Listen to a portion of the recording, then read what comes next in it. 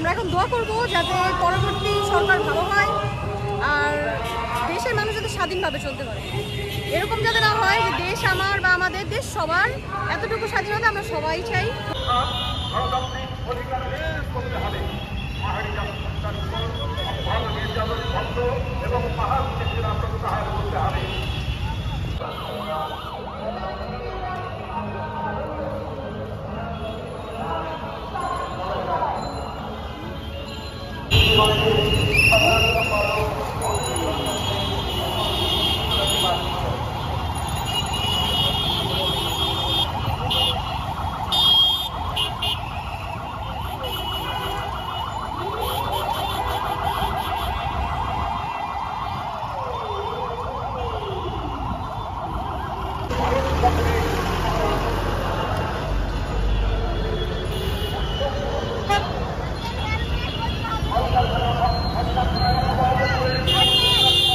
আমরা দেশের জন্য চাচ্ছিলাম যে এমন একজন আসুক যে এই অনিয়মকে উৎখাত করে নিয়ম করে নতুন করে দেশ গড়ে তুলবে।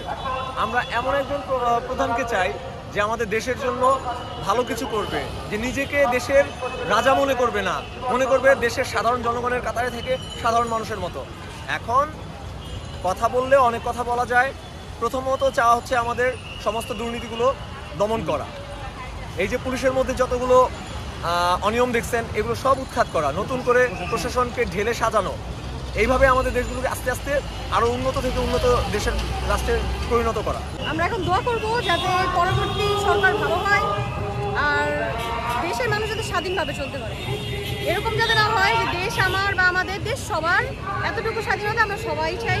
সাধারণ মানুষের সারা ভালো, সবাই তো আমাদের আমরা এখন এখানে তো ট্রাফিক নেই, আমাদের রুলস আমরা ওদের রুলস বলে দিচ্ছি, ওরা শুনতেছে। আলহামদুলিল্লাহ ভালো। আসলে সামনে খুব ভালো কিছু হতে যাচ্ছে। আচ্ছা, হেলমেট ছাড়া হলে আমরা ম্যাক্সিমাম নামিয়ে দিচ্ছি। কেউ যদি ইমার্জেন্সি রিকোয়েস্ট করে তাও তাকে একজনকে নামিয়ে বলে যে দুজনের বেশি উঠতে পারবেন না, আপাতত এটা আর কি। তো হেলমেট ছাড়া হলে তো নিজের রিস্ক, তো এটা তো করা যাবে না। সেই জন্য আমরা দাঁড়িয়ে আছি, যদি ওরা না মানে তো আমাদেরকে অনেকেই মানছে বা কথা শুনছে। তাদের মাঝে আমাদেরকে অনেক ফুল মানে খাবার দেওয়ার চেষ্টা করছে, পানি টানি। তো ভালো, অনেক মানুষজন ভালো এখনো আছে, সবাই হেল্প করছে।